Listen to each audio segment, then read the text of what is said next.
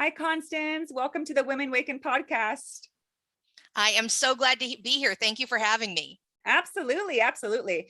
I am really excited for our chat today because we're going to be talking about one of my favorite topics, which is addiction and recovery and trauma recovery. Yeah.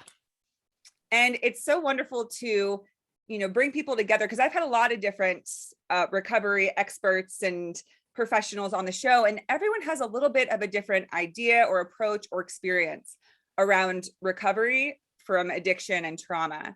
And I think it's so important for all the different views to be heard because addiction is so complex that every person has a different way that they're going to find their means to recover, to get sober, to move into healing and health. Right? Yeah. So, there are a lot of different definitions of what addiction is.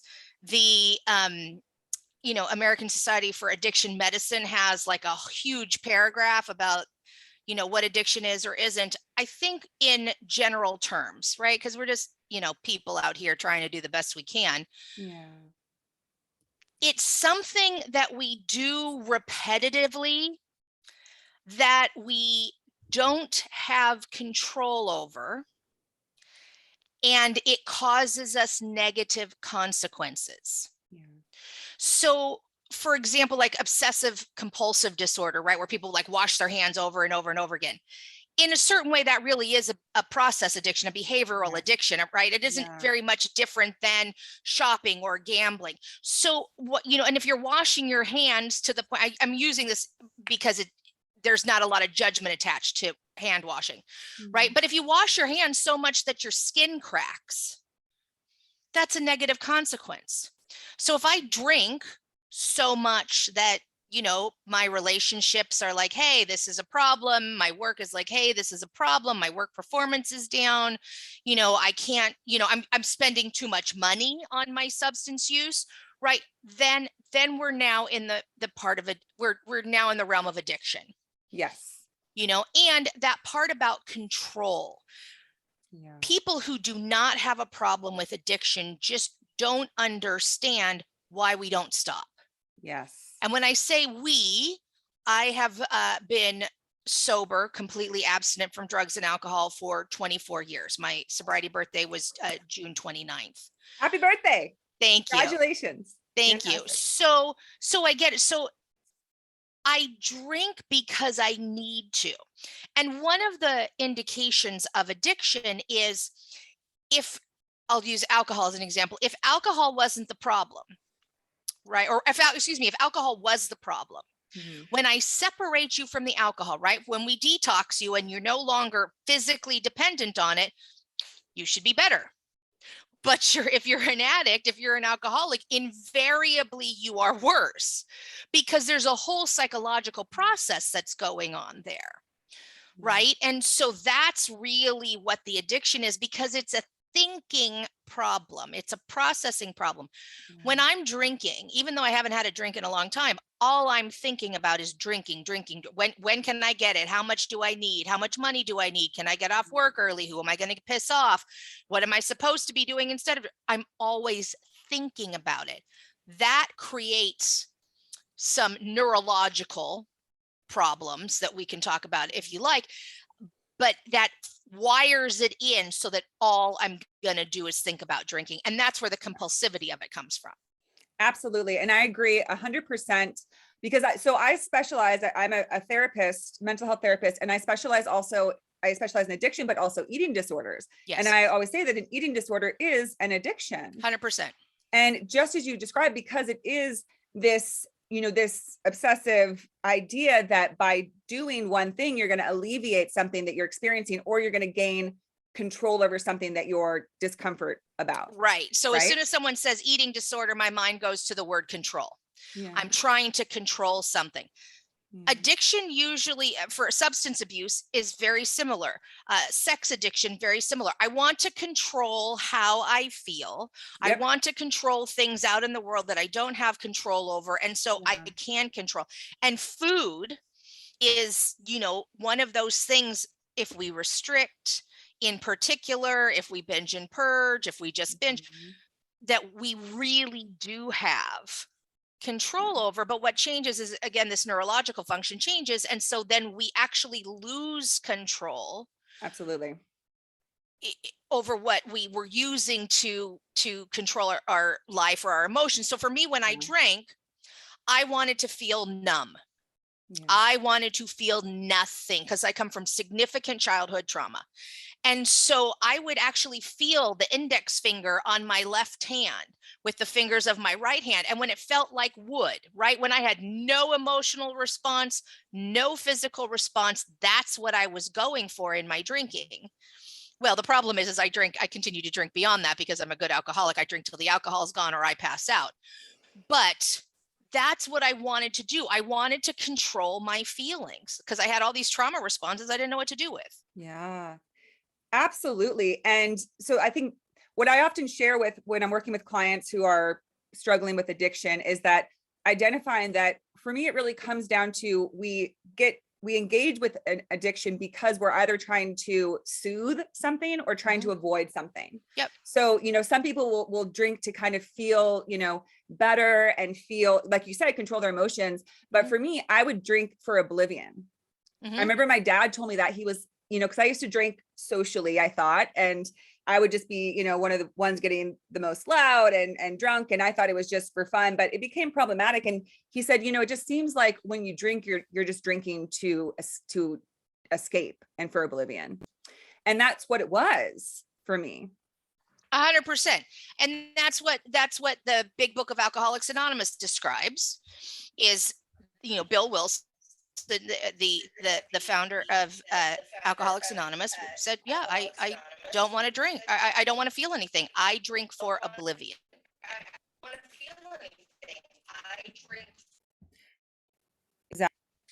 Exactly. Either the I was going to say there's been a slowdown. Can you hear me? Yeah. Can you hear me? I can hear you. Let's see. It might. This time of day for some reason seems to be problematic. Let me, is that better? No, we're still off. I'm not talking. Can you hear me now? It seems to have gone back to real time on my side. Yes. Okay, we're here. Perfect. Okay. So then the other thing I was going to say is that, so it's either to soothe something or to escape something. And to your point, that's the creepiest thing to me about an addiction is I always equate it. So I'm a spiritualist, esoteric person, which I've become more and more of as I got sober, because for me, that spiritual awakening truly does happen when you take away all that cloudiness that addiction causes. You really just kind of get marred over by this dark cloud, but as you figure that out, when you get into recovery and sober, I started to open up more to different ideas. So I became more inclined to spirituality and esoteric stuff. So I became a tarot reader. That's one of my things is I read tarot. And addiction reminds me so much of the devil card in tarot, because that card shows two individuals who basically surrendered to the devil, and he has them in chains, but the chains are open. They're not actually trapped. They just are willingly being held captive by this devil because he's offering them something. And it reminds me of addiction because for me, every time in the beginning, it was so good. I struggled with bulimia. Sure. I struggled with restriction. I struggled with pills and alcohol. And each one, when I started them, I thought, oh my gosh, I found the ultimate solution. I found the ultimate, way to feel better, to be able to eat everything I ever wanted and not change how I look. And it just seemed like, oh, I cracked the case. But really what it was is negotiating with conditional terms, which to me means, because let's say you get into alcoholism, you're saying, okay, when I take this drink, I feel this euphoria inside, I feel well-being. But the thing is, it's, it's borrowed time because there's repercussion. Well, you pay a price for anything. Right. So let's say, I want to lose weight.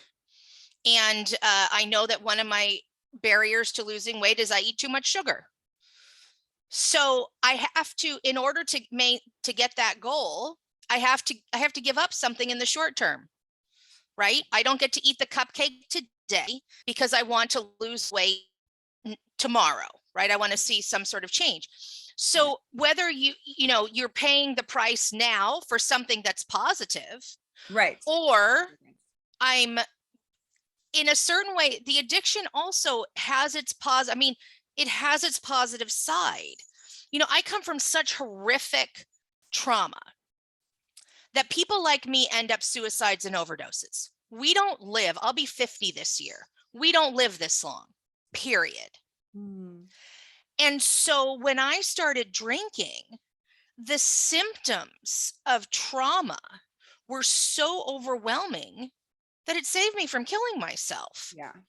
So there is, and people, I think one of the mistakes that we make is when we tell young people, don't do drugs, it's bad. Well, then when they do drugs and it's awesome, they don't trust us anymore because we're liars. Yeah. And they don't want to tell you. That's when the lying starts, is when they're like, well, they told me this was bad, but I'm falling in love with it. So I'm going to go, whether it's, and that also brings it to, relationships can be addictive, unhealthy Sure. relationships, Sure. toxic relationships, which is the same thing where it's like, oh, well, I'm getting the message that this is bad and wrong, but it feels really good and I like it. So I'm going to not disclose this and I'm going to keep engaging with this. Well, and there's also the whole, issue of denial. Right. Right. Like, no, this isn't bad. This is fine. People don't know what they're talking about. Or he made it up, or whatever, my father was, had his issues. And I remember he beat my mother once and she was gone. I mean, she just left. She was like, no, that's no. But there are a lot of people who were, maybe he just hits you like just once, or it isn't that bad, or he doesn't really hurt you, or it's no. And so there is that denial, especially if people get into the relationship young. Yeah. Because you don't have the experience and the discernment. I mean, we have to keep in mind that our brains are not fully developed until we're 25 years old. Yeah. And so there's a lot of malleability, and we learn to accept as appropriate behaviors that are not appropriate. Yes.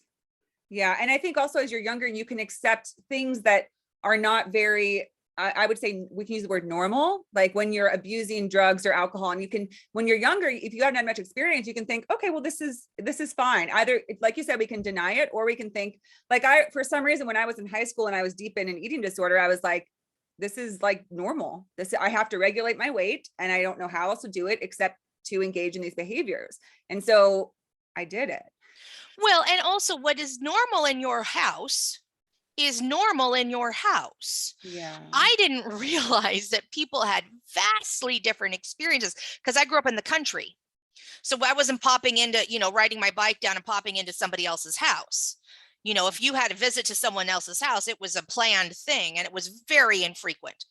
So when I went to college and I heard how other people lived, at the end of my first semester, I was practically catatonic. My friends took me to the school therapist because I was like, how can I go back to that? Because I was surrounded with all these people who loved me and it was fun and it was safe and we took care of each other. And I was like, what is this? Because what was happening in my house was normal for us. Yeah. Yeah. And I think it sounds like, that you might have grown up with a pretty chaotic household. And I'd love if you, in a little bit can share more of your story. But I think also for those of us who did grow up in sort of an unstable, dysfunctional, chaotic home, that feels normal to us. So we're naturally going to kind of gravitate towards situations and circumstances that feel a bit chaotic. I know that I really thrived off the chaos of addiction, when it was like, I get to check out when I get hammered on a Friday night, and I don't give a fuck about anything. And I loved it until I didn't. Well, I want to normalize that and look at that word feels, because when we say it feels normal, it's like it seems normal to us, but isn't. And I want to say, no, actually in that system, that is the set point. That chaos is the set point. It is the homeostasis. Our feelings are not off. It is normal in that system. Yeah. And so when we try to break out of that system, everything feels helter-skelter, it feels askew. It's interesting. So when people go into treatment for addiction, and let's use substance abuse because that's mostly what people go to rehab for. Although certainly you can go for eating disorders and other things as well, but let's just use substance abuse. If you go to treatment and you come back and your family does not do its own work, in other words, your system doesn't change, odds are you're going to relapse because you have to fit back into your system. The second thing that can happen is your family does its work, the whole system changes, and then you've got a real shot at recovery. The third thing that can happen is that the family system doesn't change and you're like, I'm just not going to be part of that anymore. And the person in recovery leaves that system. And those are the three things that you see all the time. And I think that what you will see often, not always, sometimes you find very cooperative families who are saying, yes, let's address this, let's look at it. But then you also have a lot of families that they don't want to look at the fact that they are a part of this family system. They want to be able to, you know, like, as we call it, the identified patient. They want to say, you are the problem because you are a drunk and you create chaos and you get in trouble and all these things. So we're fine. It's you. And that I've seen a lot of families like that. And that's just as you said, you can go two ways. The person can either, you know, get back into the system and fall right into it because the family, you know, as they say, they want their homeostasis. So they can almost get right back into that. But it is either they have to remove themselves in that situation, to your point, or they work together. And so that's what's challenging. The other part is, and I work a lot with these kind of families, is they're so, I do not love working with parents because they so love, and it's usually an adult child, their child, that they can't stop enabling. So for example, I was called by a man, his son was about 25, 26 years old, and he had guns. He was living in the father's house, but he owned guns. And he shot up the place while he was drunk. And I said to the father, I said, you have to take the guns. And he said, I cannot because he owns them. What right do I have? And I said, well, he said, because my son will call the police and the police will say, you have to give the guns back. I was like, I live in the same place you live. I don't know any police officer up here who's going to say, give the high out of their mind person his guns back. Right. And so I said, lock him in a safe that he doesn't have access to. Bada bing, bada boom, done. I also said, take away the car because the car was actually owned by the father. I can't take away his car. I said, well, then he is going to die either by gun or by vehicle. And within 6 months, he had slammed into a tree. Thank God he didn't kill anybody else. Right? But I'm like, you can't, because they kept finding he came from rehab in his truck and he's high. The gas station calls him, he's high in his car with the car running and can't figure out how to get it out of park. So parents don't know what to do because they feel, right? If I take away their phone, they call them. Where are you? Can I help you? Can I help you? I'm like, you got to take away the phone because that's the phone they call their dealer on.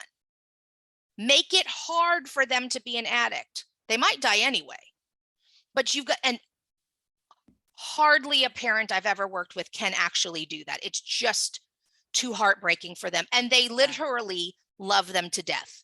Yeah. It happens so often. All the time. Just as you talked about, what's there, it really is, you know, this sort of system that's been created. It's not just the individual, it's this family dynamic and system. It's a, you know, dysfunctional, sick kind of system that's been created where people, because codependency, the term was created to describe addiction. People became aware of it, codependency, when they studied addiction, said there's something going on in these families where not only is the person who's an alcoholic addicted, but the other person's addicted to their struggle and helping them and being the savior and all of that. So just as you said, when that person is told to let it go, that's so much a part of them that they can't do it. And also, just you said, they love them. So they think if I tell my son to move out because I'm only enabling him by allowing him to be here, and he can make the choice to continue drinking and all this and not have to worry about consequences.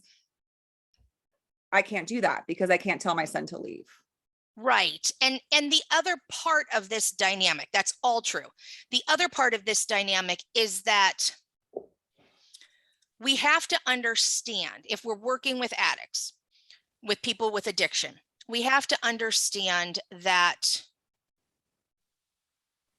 addiction makes us do certain behaviors.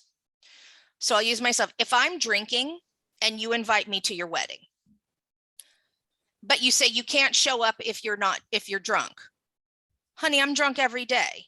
Like, that's not a fair ask. So if you invite me to your wedding, then it's incumbent upon you to understand that I don't want to show up drunk to your wedding. I don't want to be a jerk. I love you. I care about you, but I have to drink first. So I'm going to show up. I'm going to be drunk or not drunk. I'm going to make a scene or not.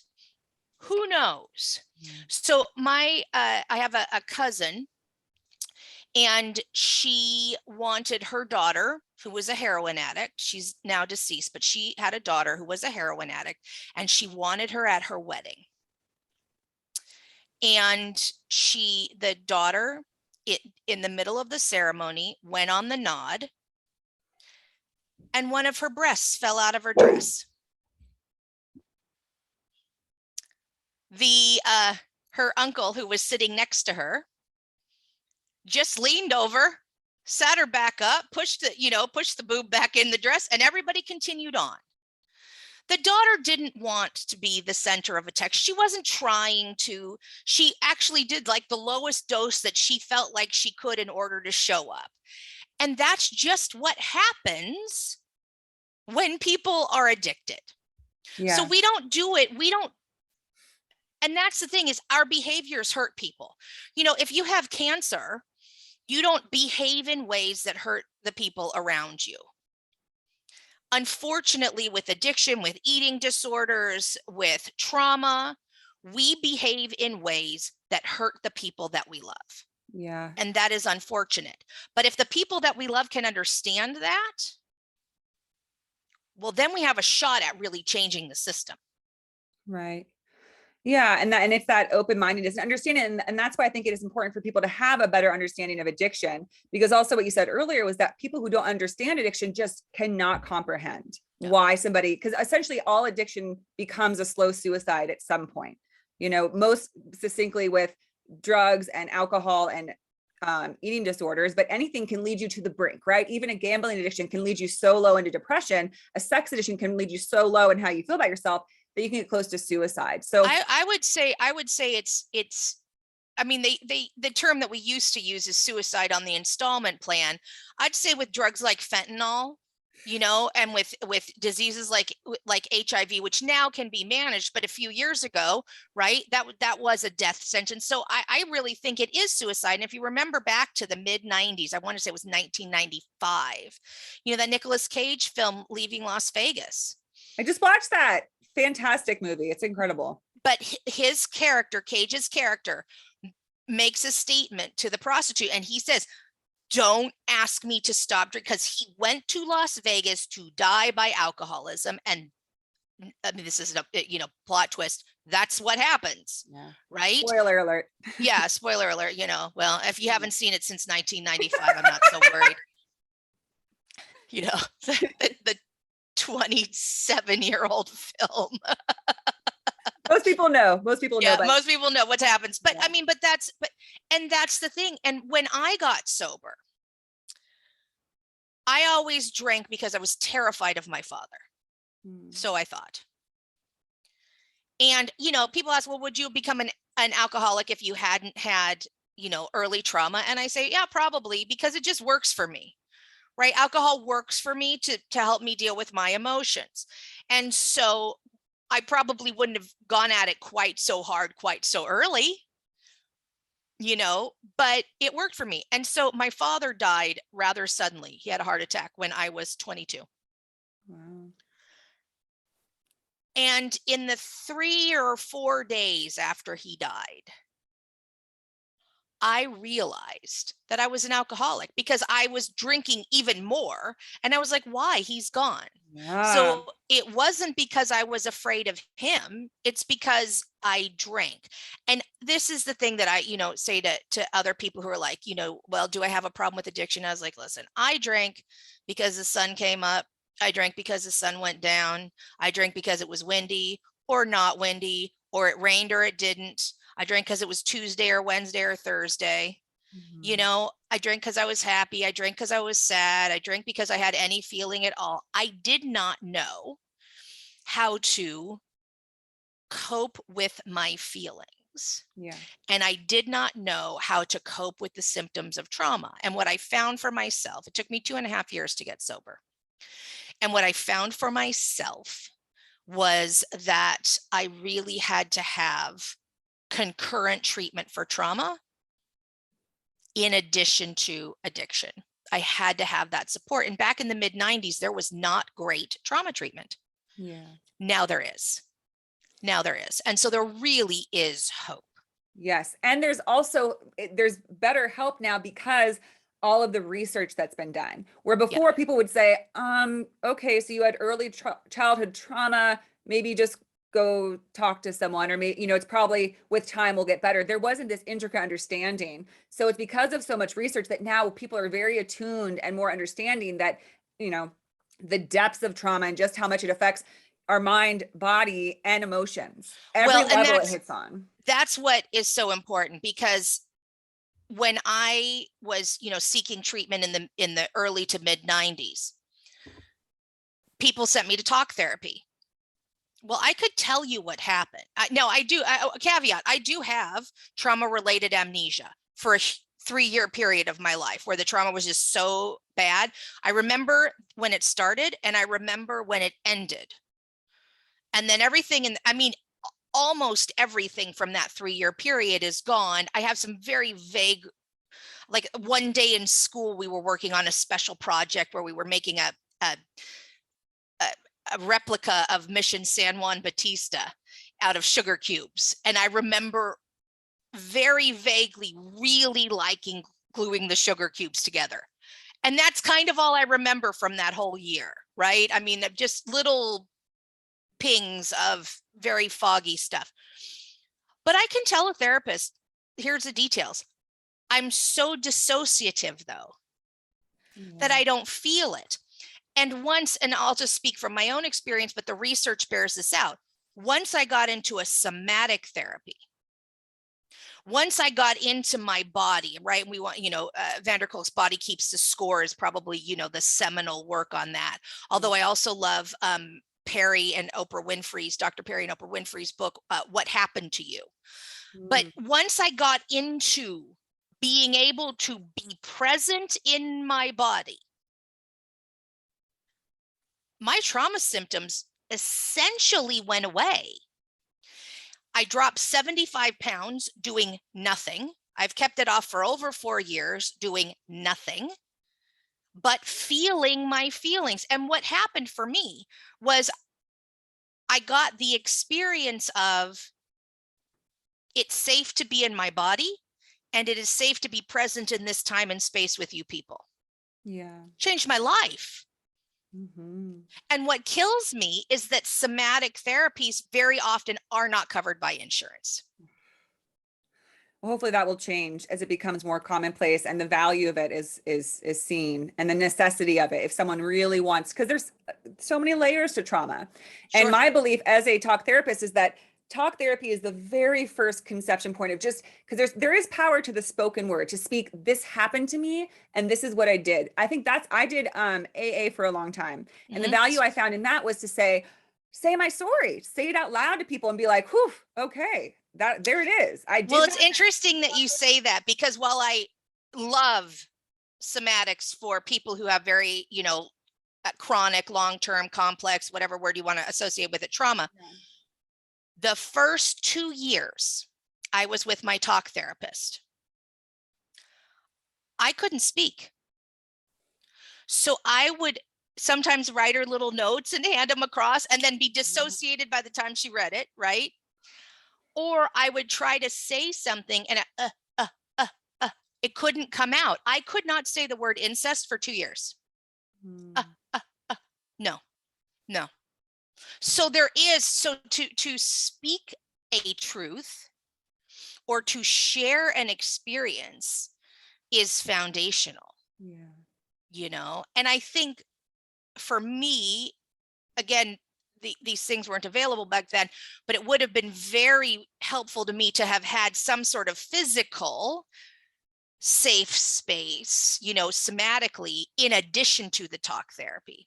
I think that would have been helpful. Yes, absolutely. It's definitely a mix of different, that's why I think it's so important for people to have their own unique path to recovery, their own unique treatment, because different people need different, mixes of things and So methodology. in 2012, and then we had a second edition in 2014, I wrote a book called Ending Addiction for Good.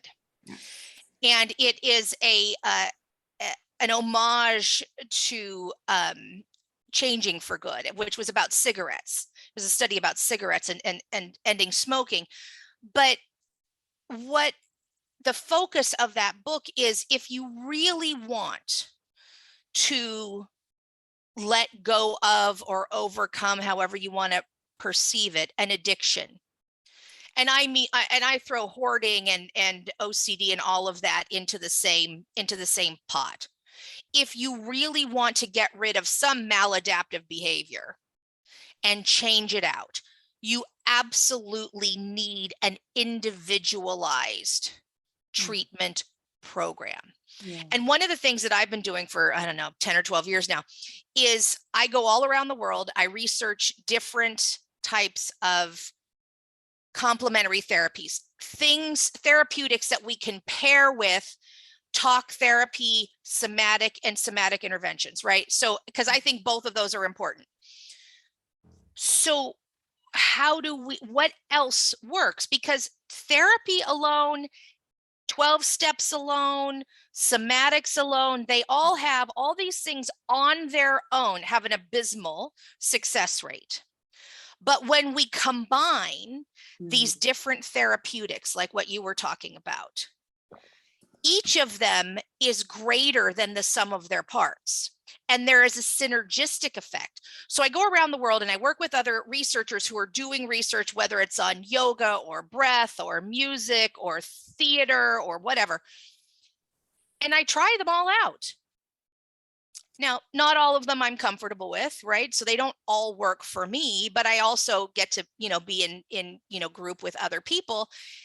And I really look for things that have little to no negative side effect.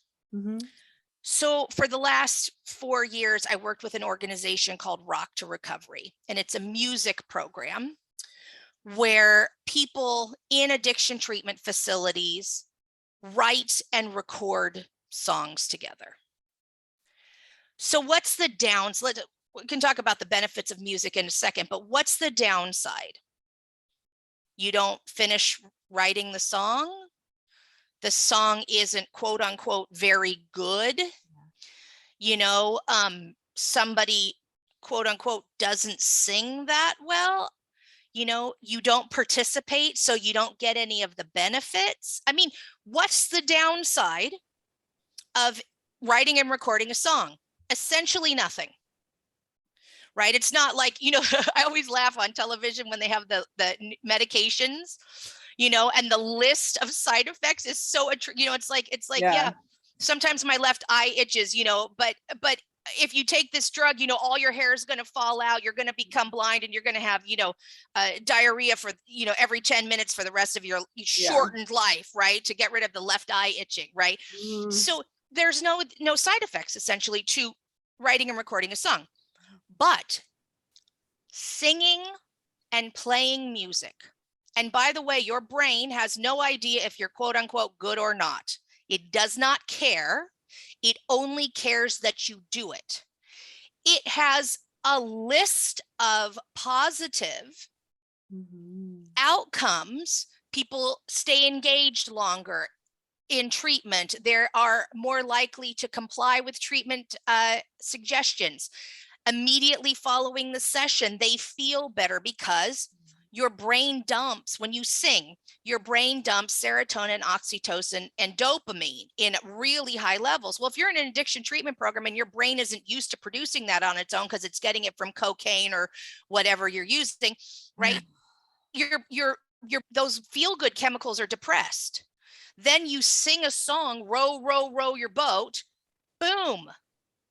Your brain dumps all these feel-good chemicals. And we have people who come into a songwriting session literally suicidal, and they leave dancing and singing. Now, you know, as just a regular person, whether you've been to treatment or not and had this kind of experience, you've had this experience. So if you've had a really bad day and you're stuck in traffic and a song you like comes on the radio and you do your own carpool karaoke and you sing like no one's listening, because they're not, you feel better. Yeah. That's because there's a neurological benefit to singing. Yeah. I do this when I train psychotherapists all over the world. We literally sing row, row, row your boat, and we do it in a round. I lifelong Girl Scout, you know. And so we do it in a round, and I lead all three, three parts. And I have yet to go someplace in the world where they speak English and don't know row, row, row your boat, right? And we all end up laughing. Yeah. Imagine if you've just come out of whatever, because you don't go to addiction treatment on your best day, right? Pretty much the opposite. Usually one of your worst days. Right. Ever. And so imagine that that's where you're coming from. And now you leave laughing and singing. Yeah.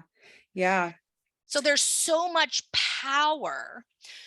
Music is interesting because singing is about the only thing that lights up the entire brain. Wow. So if you're in a negative feedback loop, right, which I would call drinking, right? Because I'm thinking about where am I going to get it? When am I going to get it? How am I going to get it? How am I going to pay for it? Then I drink. And as soon as I come out of that stupor, oh my God, I don't feel good. Where's the bottle? How can I, right? We want to break that, right? Because neurologically, what fires together wires together. We want to break that.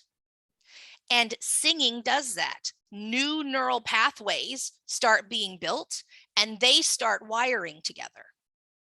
So I personally don't drink. I'm abstinent from alcohol because from my current understanding of neurology, that feedback loop to drink is still there. And my brain still thinks I drink 2 liters or more of hard liquor a day.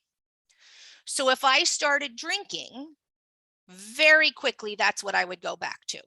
That's my understanding of neurology. But the healthy feedback loop of I get up and I do this and I do that and I don't drink is now more ingrained. It is dominant. Yeah.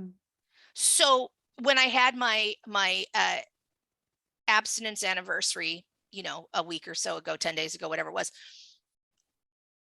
it was a Wednesday. And I didn't remember that it was my sobriety birthday until someone called me, because drinking is not part of my life anymore. But the neurological changes are there. So what we do with complementary therapies is we bank on how the brain works. Yeah. So if we know that singing is good for you, I mean, Rock to Recovery is a great program. Use any music program if you can't get a hold of that. Sing along to the radio. Learn how to play guitar if that is a power, or piano or trumpet or whatever is a passion. All of that has a positive influence. One of the other things that we see in addiction treatment settings is yoga. Well, what about yoga works? Well, the research actually indicates, because one of the problems with yoga is it's usually a very young, very bendy female who's leading the group. And then you've got a bunch of dope sick addicts and alcoholics who lie on the floor in some level of misery and cannot do whatever Miss Bendy is doing, right? And the men in particular, although women do it too, but the men in particular fart like there's no tomorrow. Ha ha ha, isn't that funny, right? As the women flee the room, right? So that's not very effective as a treatment program. So I'm looking at what is it that's effective about yoga? It's the breath. It's the breath and the breathing exercises, and 3HO, which was Yogi Bhajan's addiction treatment protocol, is all about breath and breathing. Well, that's something that all the drug addicts and alcoholics can do. They can sit there and they can learn whatever that breathing technique is. And it's far more effective. So what we want to do is to capitalize on what's effective. Yes, absolutely. And, both of those methods or means that you just described, also what it reminds me of is, music is so powerful in so many ways, right? It's uplifting, it's inspiring, but it really gets us out of our head and more into our bodies and into the experience. When we're focused on something, when you're playing an instrument or you're just like receiving and experiencing the sound of music, we're not so much in our heads. We're really just kind of getting into our feelings, which, just as you talked about, that's what addiction is all about, is saying, I don't want to be, my feelings are scary. I'm terrified of my feelings. They might kill me. And I think that's a big thing, especially the trauma survivors feel, is if I let myself feel that, it will kill me. Just as you described, you couldn't even speak to it because it's so terrifying. Yeah. So when you have music, it's so soothing, and it makes you realize, oh, wait, maybe I am safe in my body. Because and kind of like sound healing, music is sound. So it's like, why I feel good and I'm not taking anything. And I'm actually, I'm not dissociating. So without even having to, again, we're not using our brain, we're just experiencing that shift. And I think that's why you're saying it kind of creates this change of subtly realizing I am safe in my body and in my environment. Right. And so there's a lot of research on music that's very interesting. And one of the things is it doesn't have to be always like make me feel better. So, Rock to Recovery will work with youth in youth treatment centers. And, sometimes they just want to goof off and they're like, the pizza today sucked. Okay. Write a song about it. Right. Well, we can write a song about it, and we don't always have to be super serious.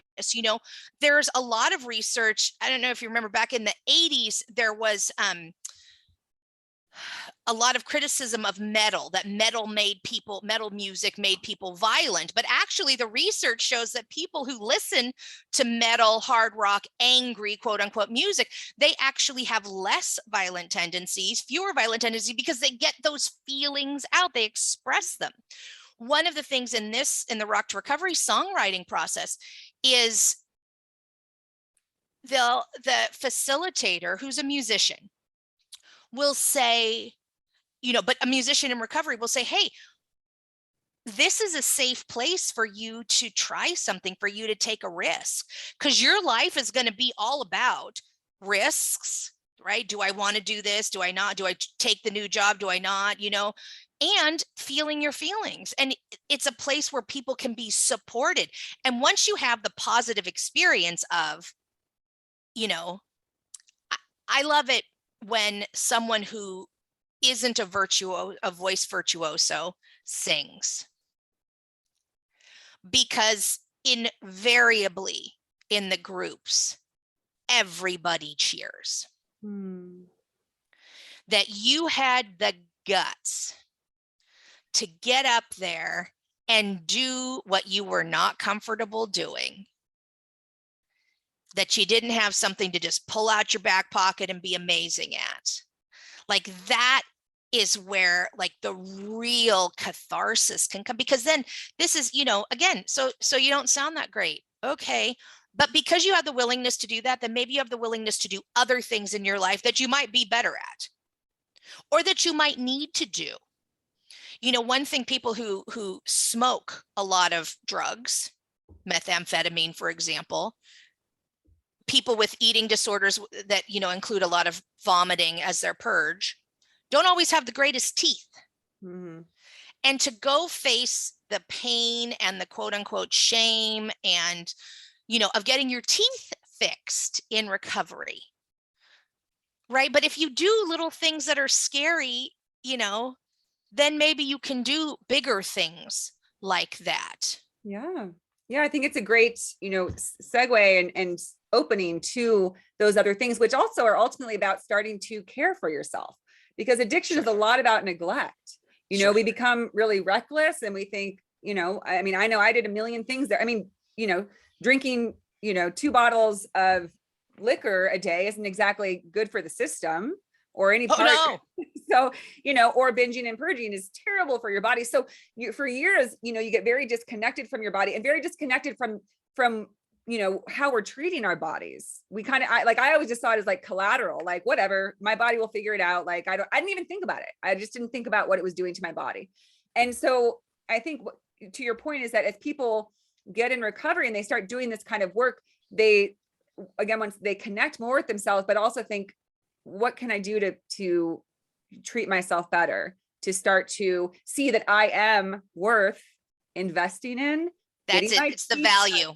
Going to see a doctor, starting to exercise, engage in yoga, starting a hobby like music, you know, because when you're in addiction, I mean, sure, there's been a million people who are deep in addiction and still very successful in music and all this stuff. But, you know, once maybe someone who, you know, didn't really engage in a lot, it does open you up to say, well, what do I want to do? But let me put a caveat in there, you know, a comma. Yeah, there are people who are successful in their addiction and they die. A lot of them. Amy Winehouse died. Yeah. Prince died. Right. But we can make a big long list. But there's this myth that addicts tell themselves that I need my addiction to be creative, to be successful, to be, and so, and that if you look at it in the right frame, right, if in a specific frame and say, oh yeah, they were very successful. For me, I was a writer before I got sober. And what my truth is, and I told myself, ooh, I'm a much better writer when I drink, like Ernest Hemingway. Everybody's a better writer when they drink, Everybody right? says that. Yeah. Everybody says that. The reality is, no, that's not true. When I drank, I could not write because I would try to stay sober enough to write, to like actually get things on the page. Mm-hmm. And I would stare at the bottle that was next to me until a certain number of hours went by and then it was drinking time. You know, so I think, you know, I try to bust this myth of the successful person. Yeah, we can have success. You know, Wes Geer, the founder of Rock to Recovery, whose story is the first story in the book that I wrote about the organization. You know, he talks about how he, you know, did a lot of meth and wrote 2 songs that went on one of his albums, and the band had PE on his way to the studio. But that's the short term. That's that part that where we're chasing that high of when it worked. Yeah. I was 22 years old and my liver and kidneys were giving out. Yeah. You know, and so that's the wider lens. And the wider lens is, you know, we don't make it. Yeah, of course. Well, I think I was more kind of trying to illustrate sort of what we talked about earlier, is that I think a lot of people use that as a scare tactic. Like if you get into addiction, you won't make anything of yourself. And I'm just kind of shedding light on the reality that there are many successful people. Some did die, but some didn't, who are deep in addiction. So I just point that out because, you know, not to say that it's, you know, we will always be our healthiest and highest self when we're of clear mind, that's just what I think. Anybody who's been addicted, but there, you know, there is just what you said. There's this idea that some people believe that that the drugs are what make them successful.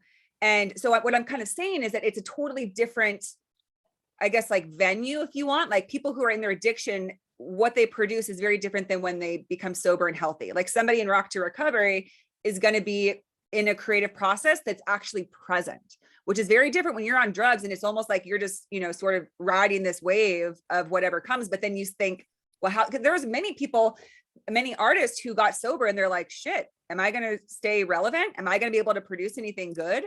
Most big rockers or big people were in that place when they got sober. Sure. And what we see is that they do. And if you listen to their stories, they say, I'm actually a better artist, because that's who I work with. I work predominantly with artists, and they across the board, painters, sculptors, actors, musicians, writers, across the board, they say, I'm a better because I'm clear and I can, when I write a book, I write both fiction and nonfiction, but even in a nonfiction book, I hear what the story is.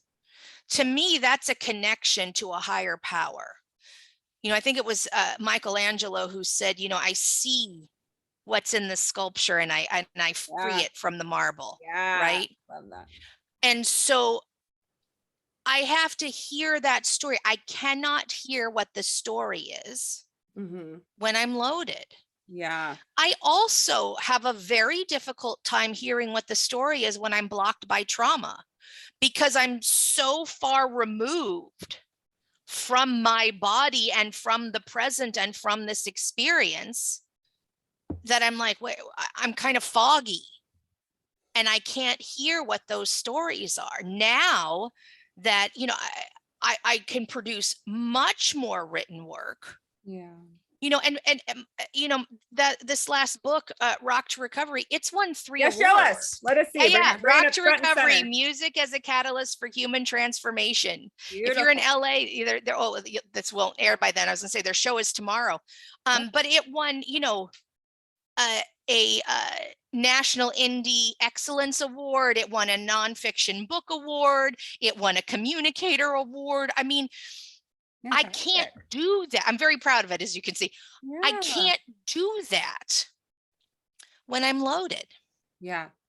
Not only can I not hear the stories, I don't have the confidence in myself.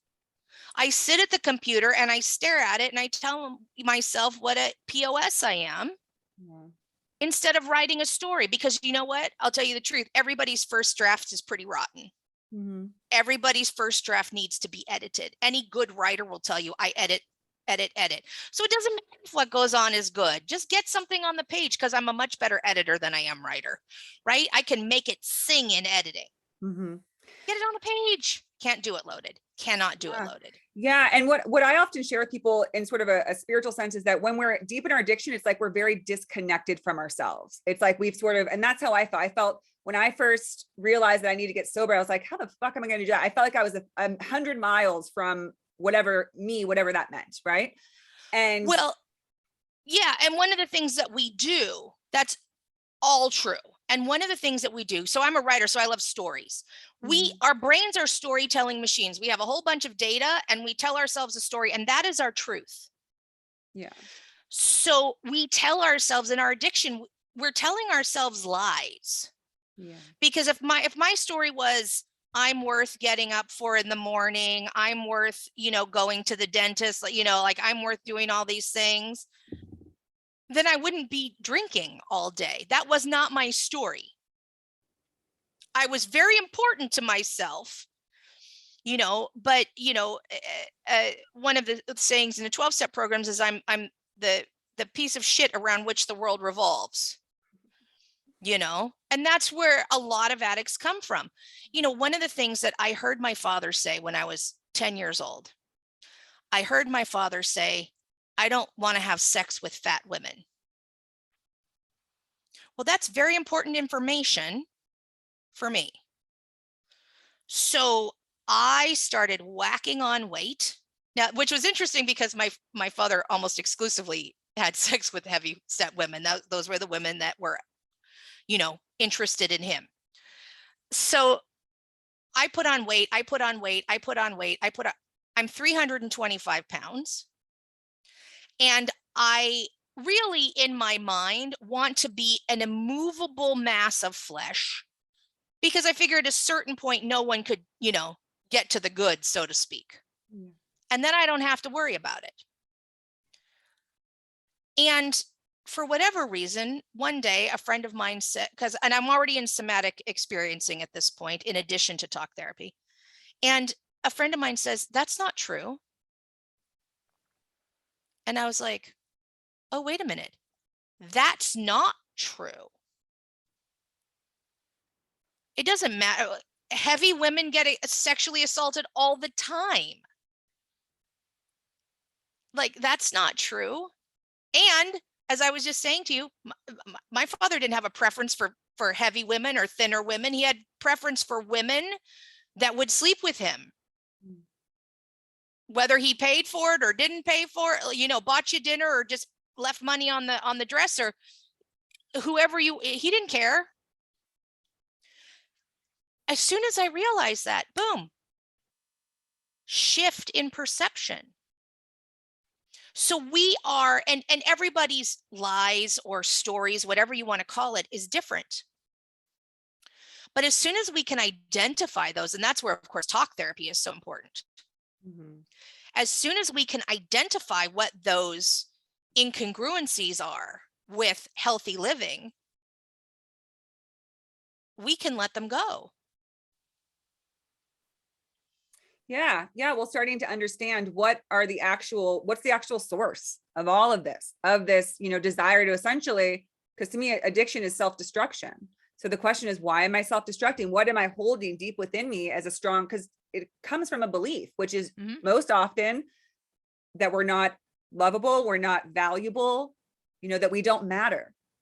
Those three things are sort of the root of all of this. And it's often the result of trauma, where something happens and we think, geez, I'm nothing. I'm worthless. I am unlovable. So, and then the question becomes, well, then what the hell do I care what I do with my body or to myself? Because that, it's a deep feeling to have.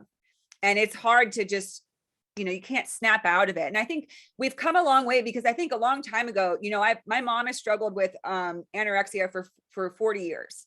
So I grew up with that and seeing that. And she would tell me that when she got treatment back in like the 70s, they were like, yeah, just like rest for a week and try to eat a little bit. And then they're not looking at what's going on. So I'm so grateful that, again, that we have researchers like yourself who actually are looking, and we're all acknowledging now that this is much bigger than people thought, but that it is resolvable. There is a way that we can find and help people to move out of that place of slowly self-destructing. Well, I think that is the most important message, for me, is that there is hope.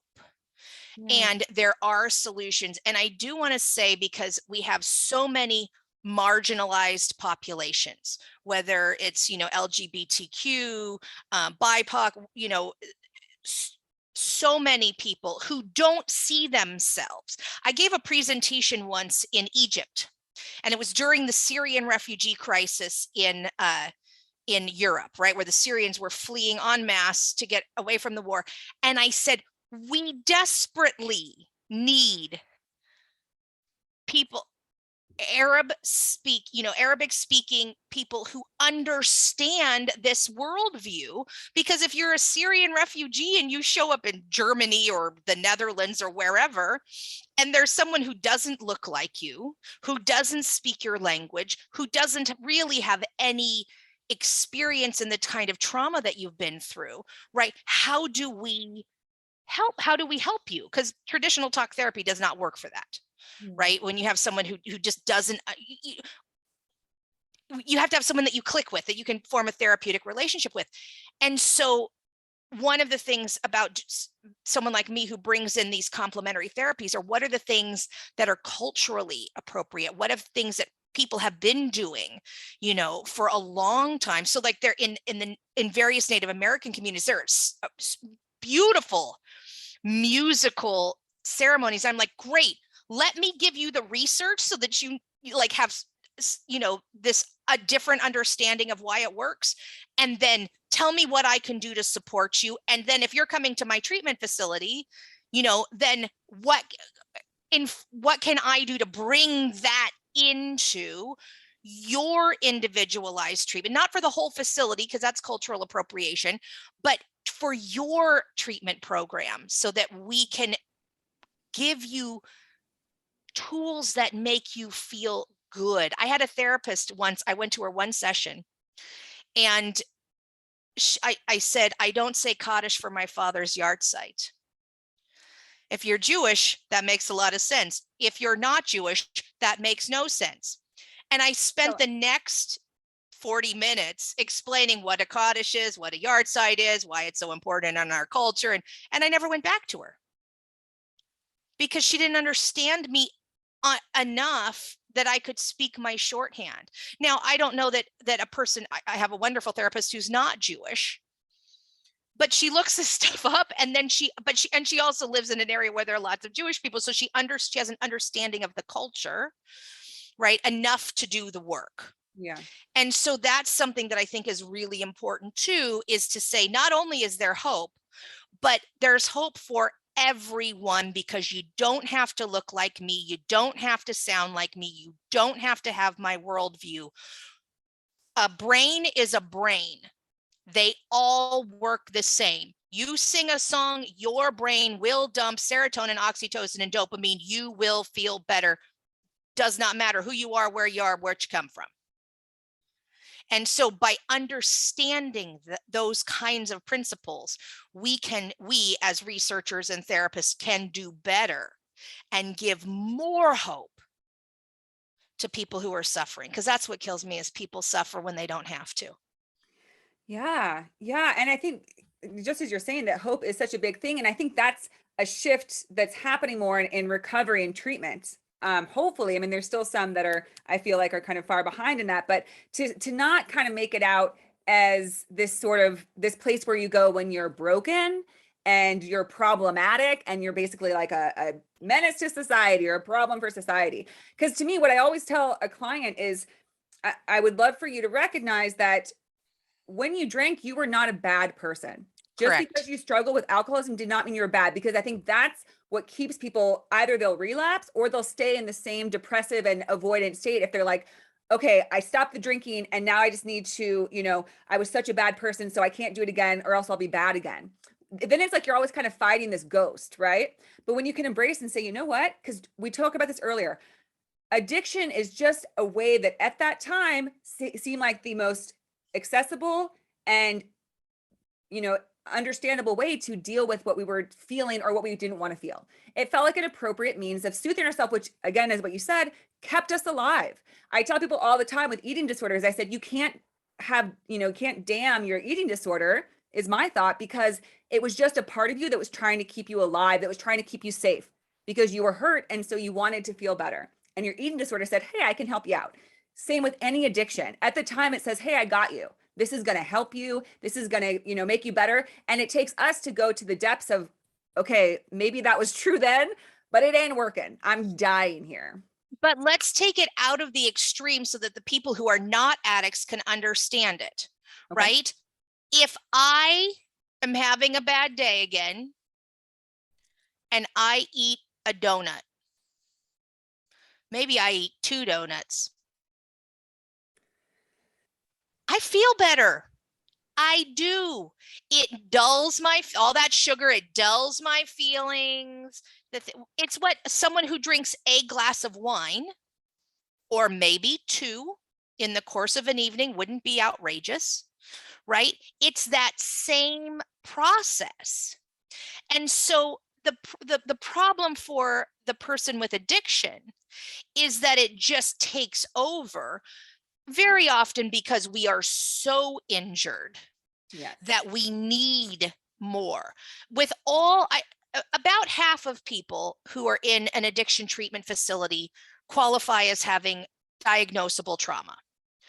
But I've been working with addicts and alcoholics for a quarter century now. And of all the people that I've worked with, thousands and thousands and thousands, honestly, I know one person, who says, I don't know what happened. I had an idyllic childhood. There is no addiction in my family. I just became an alcoholic. Yeah. Like literally, and it confounds him. He's like, I really, he's been sober a long time, so it doesn't bother him anymore. But he's like, I really don't know. One person out of the thousands. Are there other anomalous, individuals? I'm sure there are. But we drink, we drug, we engage in sexual, risky sexual activities. We binge, we purge, we restrict, we gamble, because we need a way to control our emotional state because we don't feel safe. That's usually how it starts. And then it either does or doesn't get out of control. Yeah. Yeah. Well, it begins to take a hold of you. Right. And that's the interesting flip that happens. It's something that they'll say this about an eating disorder. It's something you used for control that ends up controlling you. And that's, Absolutely. to me, that's when, people, I also like to work with a lot of people who are kind of on that verge where they're like, I don't know if I have a problem. I just know that I Mhm. tend to abuse alcohol sometimes. Sometimes I don't. I notice that it's starting to interfere with my relationships, with my job. But am I? And one of the questions that I'll say, well, do you feel like something that you originally used to enjoy yourself, feel more calm, is starting to become a need, or starting to feel like it's starting to control you, where, it's not anymore like, oh, I think I'll have a drink. It's more, okay, I'm going to need a drink before I go do this, when I wake up in the morning. Well, that brings us back to that original definition, right? At the start of this conversation is, like I try to take it to real simple levels. Are you starting to have negative consequences as a result of that? And I mean, I love your need analogy. Where I go with it is, and if you don't have it, right? Because there's a part where there are times where I could control my drinking, just not have it for a little while, and I'm miserable. Yeah. So if I don't have it, does that negatively impact my ability to be in relationships, show up for activities, so on and so forth? If the answer to both of those questions is yes, right, that I seem to be losing control over it, and I feel like I need it sometimes, well, then I look at, okay, then we should look at this. Is it causing me problems? Well, then it's a problematic behavior. And I think what scares people very often is this idea of abstinence. Yeah. I abstain because the person who, what we would call 12-stepped me in a 12-step program, who introduced me to a 12-step program, he said, can you control how much you drink and be comfortable with it? So we tried, he suggested I only drink a 6-pack of beer at night. Now keep in mind, I'm drinking 2 liters of hard liquor every day. So to downgrade to a 6-pack, and I'm 22 years old, to downgrade to a 6-pack is quite a big ask. And I was able to do it for, I don't know, 2 or 3 days. And then I was like, this is miserable. Okay, note taken. Then I kept drinking the way I drank. And then he said, can you not drink? I was able to not drink for 6 days. Important information number 2. So I'm pretty miserable if I try to control how much I drink. And I'm pretty miserable if I can't not drink for any extended period of time. And then people around me are like, you're kind of miserable when you drink. Like, we don't like to be around you. I got locked in a bathroom, in the bathroom stall of a very fancy Beverly Hills restaurant. And I had to call out. I was like, I don't know where I am. And my friend was like, you're in a bathroom stall and your entire family, including your elderly grandparents, are sitting out front waiting for you. Because every Saturday we had family dinner. And so he knew I was at some restaurant somewhere. Couldn't figure out how to get out of the stall. I need help. Yeah. And for me, that's abstinence. Because at drinking 2 liters of liquor a day, I don't know how you just drink a beer, for me. But I let people, I was just last week had dinner with a guy who has clearly had a drinking problem his whole life, broke up a marriage over it. He's, I don't know, 82, 83, something like that. And he drinks a beer with dinner.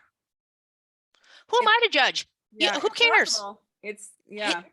It works for him. He's not breaking up relationships. His family likes to be around him. He's not losing all his money drinking.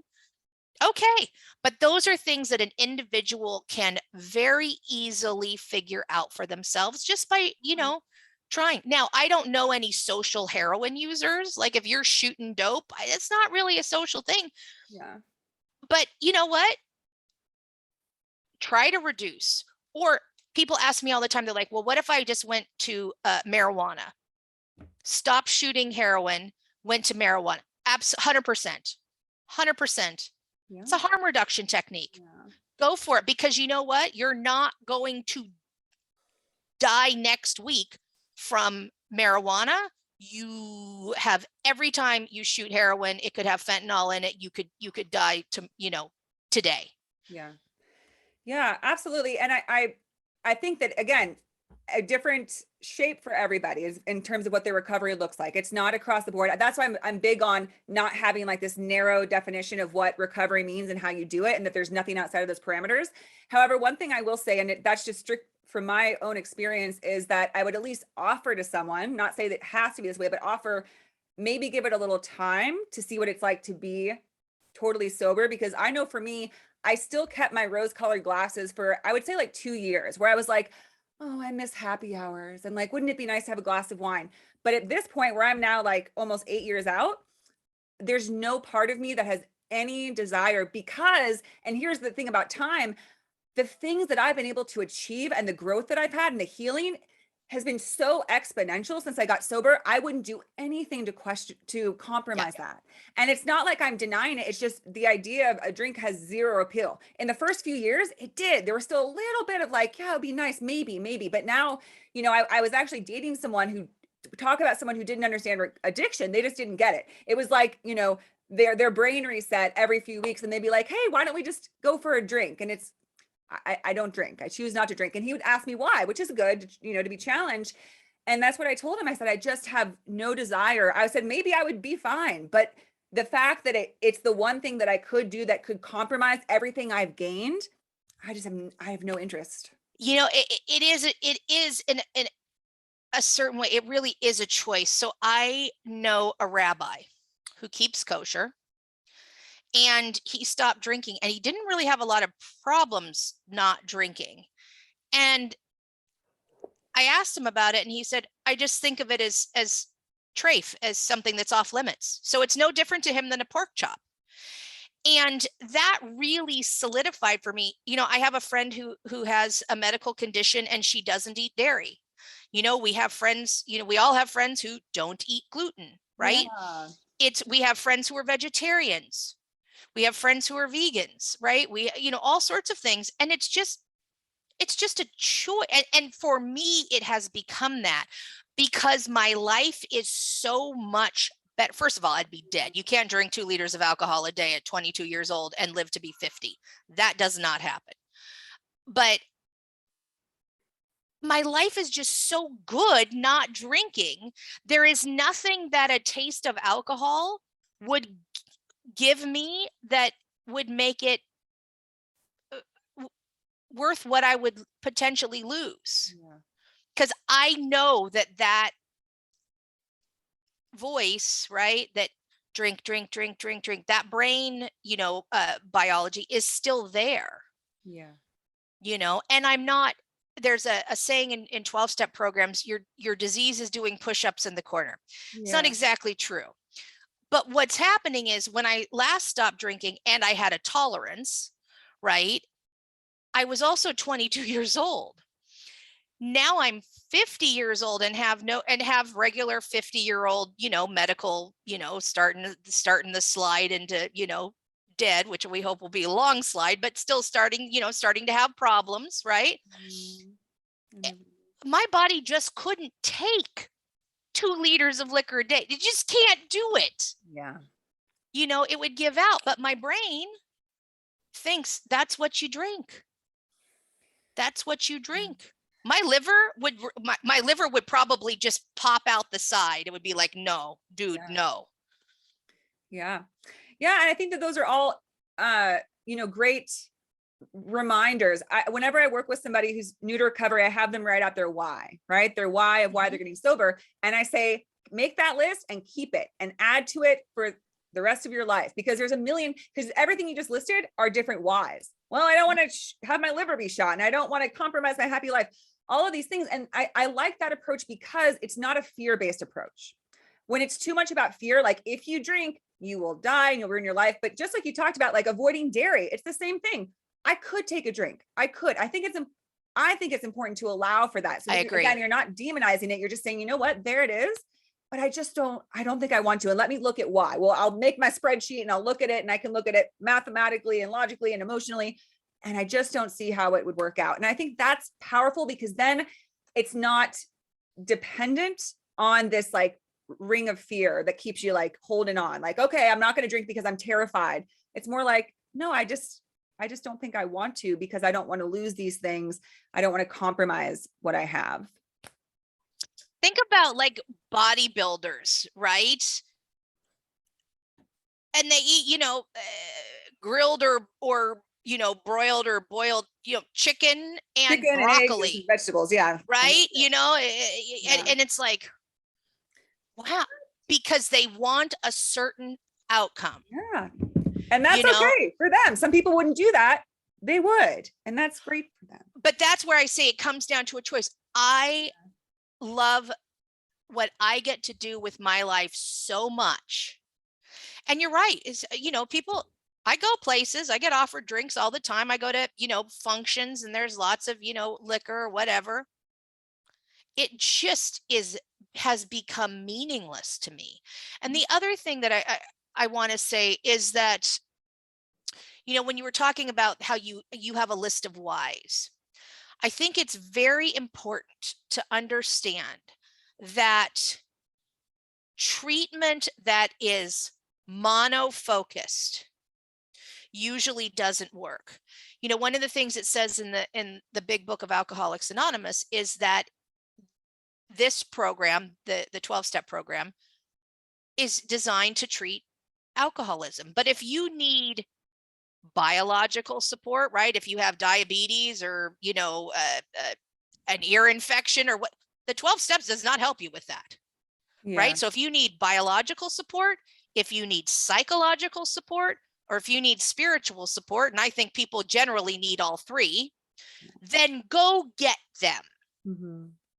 And use the things that are useful, and you don't have to do you don't have to do the rest. So for me, right, like I said, earlier, I needed treatment for trauma in addition to concurrently with treatment for addiction.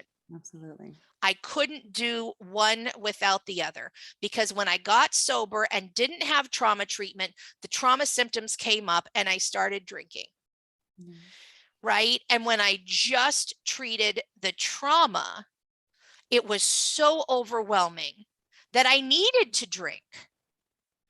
And so it was only when I had support for addiction, okay, you can do this. We're going to support you in the not drinking, and support for the trauma. Okay, we're going to support you so that you don't have to drink. Then that's where I really started to get recovery. And then I started adding in these other things. And then, like I said, there's a synergy. Yes. Where each one of these things essentially is a good, nice habit. Like, if you brush your teeth or floss your teeth or go to the dentist, well, each of them has a limited impact. But if you do them together, brush your teeth and floss your teeth and have a mouth rinse and go to the dentist, well, now you're cooking with gas. Right now, each of those different efforts is greater than the sum of its parts. Yes, absolutely. And they all lead to addressing, to me, it's if you think of it as all just sort of this different ointments that are addressing this pain within us that ultimately is the trauma. It's that pain and shame that comes from it. And the more the different modalities and the different means of treating it, the more that it's not just one ointment that's like, okay, this isn't going to work for everything. But as you described, it's, and that's why, we need patience. It can take time for it to discover each, and also, we're not always ready. You're out of the gates in sobriety. You're not ready to do the whole spectrum. You don't, that's why, as they say, one day at a time, but also just, do what you can as you go along. Well, and I have a lot of respect, because for people who don't choose recovery, it's hard, because I want people to get better. Their family wants them to be healthy. Yes. But I do understand. And Gabor Mate from just across the border here in Vancouver, Canada, he, that's his work, is there are people who are like, you know what?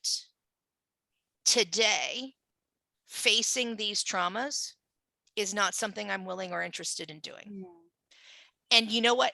As a researcher, or as a therapist in your case, I feel like it is my responsibility to respect that. If you, as you know, an individual, put up a boundary, Yeah. that's why when someone says to me, well, I'm willing to stop, fentanyl or opioids, but I'm not willing to stop marijuana. Okay. Yeah. It's your life Yeah. and you get to make choices. And just like, that Nicolas Cage film, like it broke my heart that he dies. Yeah. Because I'm like, no, you can make your life. That Yeah. was not his choice. And I I have the choice to respect your autonomy. Yeah, absolutely. Absolutely. And I think that, because that is one of the ultimate results is that someone could die, then we do need to be reasonable and say, the only thing that matters is that whatever path you take is going to work. If it's a path that's not going to work for you, don't take it. If you get too overwhelmed or it doesn't, or if you can't look at your trauma, then by all means do not. As long as we're moving you towards a place where you are feeling, taking at least some steps towards safety and abstinence and recovery so that you're able to, not be where you were. That's all that matters. Even if it's tiny little baby steps, even if you're just baseline for a year, you're still alive. You're still That's sober. right. I always tell my clients that. They'll be like, well, I'm not doing very much. And I'm like, dude, you've been sober for 4 months. That's incredible. If you had done nothing else but laid in bed and been sober, fantastic. Let's have a party. Huge. It's Yeah. huge. It's huge. And, people can't do what they're not ready for. So, they may want to do something. And I went to a treatment facility and I got sent there. And it was terrible for me. Mm-hmm. And they would send me to these trauma groups. I am not kidding. The minute I walked in the door, I passed out. I mean, I wasn't even asleep. I was passed out. You could not wake me. I did not. I got in that trauma room and I am gone out. The minute the group was over and they opened the door and I woke up. I wasn't ready Yeah. to do that work. And my body literally took me out. My body's like, you just no. Yeah. No. Yeah. And that's how certain people are going to respond. And I think it's important to respect that, so I think that, again, any treatment center that's more attentive to what is this person ready for? What did they have the capacity for? And not trying to push it is the more that people are able to, experience and move into recovery without this, one size fits all and without a stigma where it's like, well, you have to stop now and you have to do this because, it's bad. The more that we release stigma, the more that we are opening to just helping people heal. And that's all this is about. There was never anything wrong with you. It's not that you are a bad person. We just want to help you be have more peace, feel more. Well, that's the point of Dr. Perry's work. It's basically Oprah interviews him is essentially how the book reads. But, instead of saying what's wrong with you, which is what we would have done 10 or 20 years ago, right? That was what's wrong with you? Why do you do this? Why do you drink so much? Why do you restrict your food? Like what is wrong? Yeah. Right. Snap out of it. We'd say, what happened to you? Mm-hmm. I love the ACEs, right? Adverse childhood experiences research, because it's all about what happened to us early in life and how that is predictive of all sorts of biopsychosocial problems later on in life. Yeah. And all of that contributes so much. And so again, I think that's why it's so amazing how far we've come and why I'm so grateful for researchers like yourself who are really shedding light, understanding so that more and more people can understand addiction and release the stigma. Right. So thank you so much, Constance. This has been such an amazing conversation. And I'm very glad to be here with you. Thank you for your work. And I'm going to put a link for your book in the show notes. If you can show us one more time, that's fantastic that you. This is my most recent book, Rock to Recovery, Music as a Catalyst for Human Transformation. All of my books are available on Amazon, so check them out.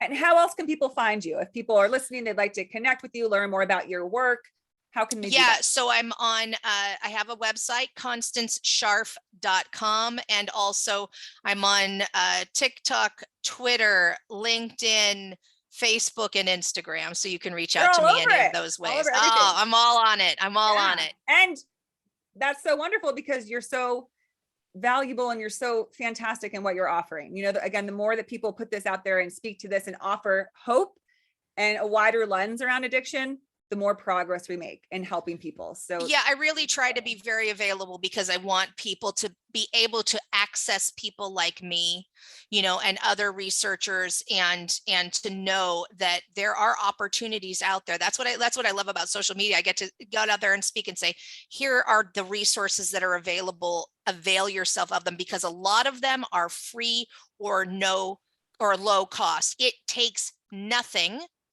no cost, for you to sing a song and help brighten your mood. And I want people to know what the research is behind that and that it's available to them.